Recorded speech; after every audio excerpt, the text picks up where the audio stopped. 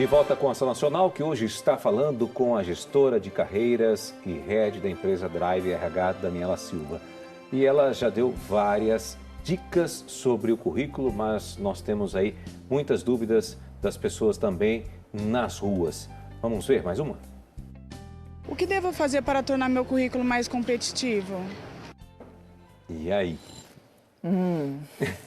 Currículo mais competitivo. Gostei da pergunta. Eu acho que assim, existem questões relacionadas à formatação do currículo, mas também do que está dentro do currículo, do conteúdo, né? Ele não pode ser um currículo bonito apenas, ele tem que ser um currículo que tem um conteúdo feito e estruturado da forma correta. Pode pôr foto? Foto, assim, existem algumas empresas que pedem, né? Você sabe que essa questão de você fazer a seleção por foto não é uma coisa legal, né?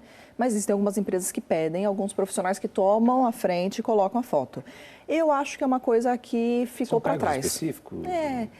Às vezes a empresa ela pede, porque faz parte da cultura da empresa, né? Às vezes você vai trabalhar em um ponto de venda, lidando diretamente com o público. E aí recepcionista. Entendeu? Mas eu não acho que é uma coisa legal. Acho que as pessoas têm que fazer uma contratação em cima das competências. Sim. Né? Porque senão vira um problema isso, né? No Sim. dia a dia de trabalho. É muito legal na hora que contrata. Passa um mês, a pessoa já está com uma dor de cabeça, né? Porque fez uma contratação em cima de uma característica que não deve ser... Que não tem as habilidades certas. Não é a primeira coisa que você olha, né? Quando você vai avaliar o profissional. Sim. Tá? Bom, e a questão de... A gente estava falando até no bloco, falando dos jovens, que eles têm a tal do game, como é que é? Gamification. Gamification. E aí, bom, surgiu aqui uma pergunta que eu deixei passar, mas a questão da terceirização agora, que a gente está discutindo muito no Brasil, sendo aprovada, que são aqueles trabalhos aleatórios. As pessoas vão acabar... no fim, migrando muito rápido de trabalho em trabalho, ou tendo 2 trabalhos ao mesmo tempo, ou prestando serviços em várias empresas. Muda muito isso? Como é que... Ou eu entro num outro perfil de avaliação? Aí vai ter uma mudança total, né? Tanto na forma com que a gente avalia um candidato e também o tipo de profissional que vai conseguir se adaptar a esse novo cenário, porque ele é inevitável. Por mais que não, mesmo que não aconteça agora aqui no Brasil, é inevitável, uma hora vai acontecer, entendeu? Uma hora vai acontecer, é inevitável. E o profissional que vai se destacar, né, nesse contexto é aquele profissional que consegue chegar e resolver o problema, ele é orientado a resultado. Então ele chega dentro da empresa e ele fala, o que a gente precisa fazer? É isso, esse projeto? Ele vai lá, ele resolve do início, meio, fim, acabou. Ele já quer partir para o outro, entendeu? E assim, eu não acho que o profissional ele vai fazer tudo quanto é tipo de projeto. Exemplo, um profissional que trabalha com desenvolvimento de tecnologia, né? Ele não vai fazer um desenvolvimento de tecnologia aqui e depois fazer um desenvolvimento de um produto de beleza. Entendeu? Ele vai sempre trabalhar na área de tecnologia. Só que ele vai, uma hora, eu presto serviço para tal empresa de tecnologia, para outra, eu estive envolvido em tal projeto, em tal projeto. Então, ele se torna mais uma parte de todo um projeto. Em alguns projetos, ele pode assumir uma posição de liderança, em um outro projeto, não. Mas a questão é a colaboração que esse profissional vai ter naqueles projetos pontuais de cada empresa, né? Sim. E o profissional que fala, não, eu sou gerente, só sou gerente, ele pode sofrer aí algumas dificuldades, né? Já existem profissionais que já têm uma certa flexibilidade, né? Peraí, eu sou gerente, mas normalmente em projetos menores, eu ainda estou crescendo, e esse profissional ele vai ter que ser um pouco mais flexível, né? Aí vai ter uma mudança total na forma com que se avalia um candidato, entendeu? A questão de avaliação tem que sempre... estar acompanhando essas mudanças, né, do papel do profissional no mercado. Sem dúvida. Agora vamos falar um pouquinho assim, dessa questão da estrutura realmente do currículo. Eu gostaria que você pontuasse para nós, assim, a gente está falando, olha, o que ter, o que não ter, mas como é que eu monto uma estrutura do currículo? O que ele deve constar? Tá, o currículo, a primeira parte... São 2 folhas, frente e verso? Não é frente e verso. Não. Como é que a gente... Olha, o currículo, ele tem que ter no máximo 2. Folha. Mas existe. Eu já recebi currículo em uma folha e aí metade do currículo aqui, pequenininho, em 50% da folha e a outra metade na outra metade da folha, assim, uma coisa confusa, Dividir né? a página no meio. Que é para você ver, aí você já vê as 2 ao mesmo tempo, prático, né? Não, isso não funciona, né? O currículo, ele é no máximo de 2 páginas, né? Se o seu currículo tem 3, 4 páginas, está na hora de começar a diminuir o destaque que você dá para aquelas primeiras oportunidades que você teve lá no início da sua carreira, né? Quem já é gerente não precisa ter informações relacionadas a um estágio, relacionadas ao primeiro emprego. Eu estudei na escola estadual de 1º e 2º grau. Né? Existem algumas ele não é um histórico profissional. O currículo não é um histórico. Ele não é um portfólio de tudo que você já fez. Ele é um material que tem que, com competência, narrar sobre o profissional que você é hoje.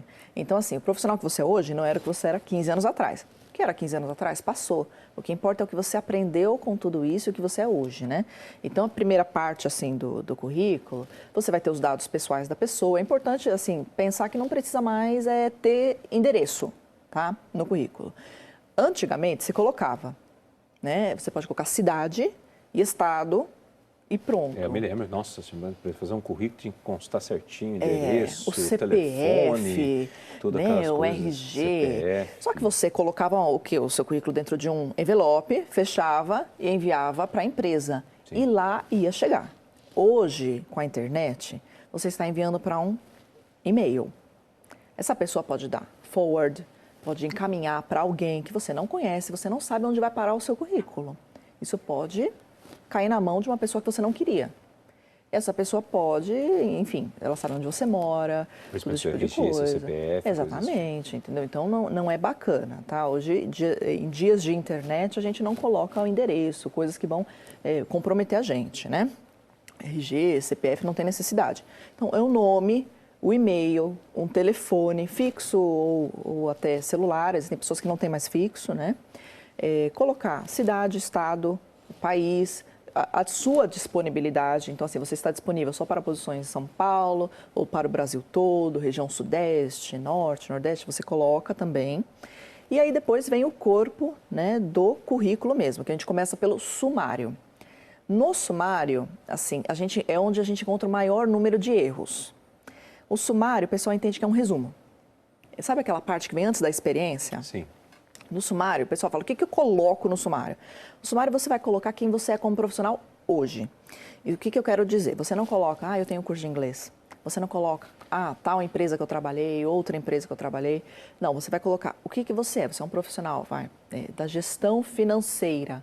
Um profissional que trabalha com comunicação há 15 anos. Trabalhei em empresas como tal, mas você não vai colocar o que você fazia em cada empresa, entendeu? Você vai colocar de uma forma macro, uma forma geral, quem você é como profissional. Então, assim, eu fiz atividades X, Y, Z dentro da empresa, cuidava de relatórios, pronto. Mas você não vai falar sobre a experiência dentro de cada empresa.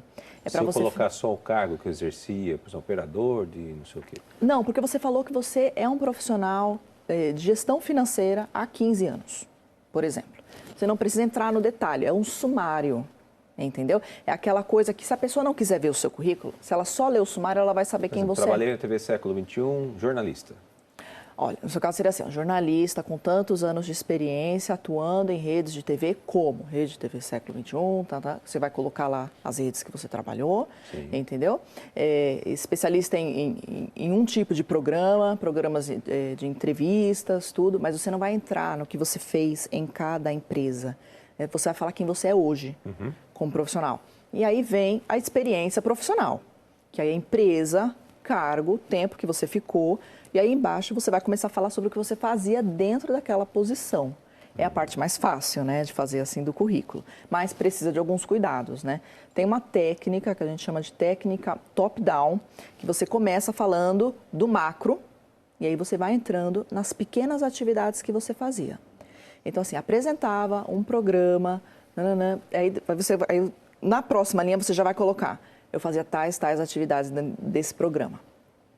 Cuidava do roteiro, gerenciava pessoas. Aí você vai falando do micro, você vai entrando no detalhe daquela atividade. Existem alguns currículos que você pega assim para ver e a primeira linha já está assim. Eu fazia roteiro. Mas espera aí, você era apresentador. Fala primeiro dessa atividade, entendeu? Que é a atividade principal, o macro, entendeu? Aquela coisa maior, né, que você fazia. Aí você vai entrando no detalhe, né? E não o contrário. É sempre do macro para o micro. Tá? E aí você vai falando de cada posição. Se você já tem 10 anos de experiência, por exemplo, 7 anos de experiência, você já vai eliminando o conteúdo da descrição do que você fazia nas primeiras posições, tá? Que é para o currículo sempre ter 2 páginas no máximo, tá?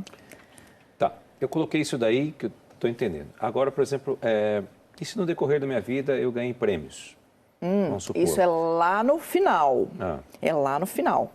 Depois da experiência profissional, vem educação, né? Então, o nível educacional. Você não precisa colocar, por exemplo, a escola. Livros publicados, apresentação de trabalhos em congresso. Não. Esse é o nível educacional. Você estudou onde e estudou o quê? Né? A graduação que você fez, onde você fez, em que ano você concluiu. Né? Especialização, um mestrado, um MBA, um doutorado, um pós-doc. E aí depois vem prêmios e reconhecimentos. Aí você vai colocar os reconhecimentos que você teve, premiações. Depois você pode colocar certificados, alguns cursos adicionais que você fez, que não são cursos de graduação, né? Não é lato sensu, não é stricto sensu. É aquele curso que você fez. Curso de formação. Aquele curso menor, de 2 meses, 1 mês, 1 semana, algumas horas. Aí você vai encaixar ali. Por último, os idiomas, né? Os idiomas que você tem, pelo menos no nível intermediário. Se for básico, não tem necessidade de colocar, né? Então, que o pessoal também, japonês básico, italiano básico, espanhol básico, né? Não tem necessidade, né? Okay. Então, é basicamente essa estrutura, né, do currículo que tem que ser feita. Agora, se é um profissional muito jovem, um trainee, um estagiário, é legal ele colocar formação logo depois do sumário. Porque a formação dele é avaliada para a empresa chamar ou não ele para fazer um estágio. Ou para um processo de trainee. Já para um profissional maduro, o que importa é o que ele fez na carreira e não onde ele estudou, sabe? Isso uma hora perde um pouco, sabe? Tanto o glamour, entendeu? O que importa é o que você fez, né? Também não adianta fazer uma faculdade ótima e não ter entregue coisas legais, né, para o mercado. Sem dúvida. Bom, aqui bate-papo legal sobre dicas práticas no mercado de trabalho. Nós vamos para um rápido intervalo, voltamos já.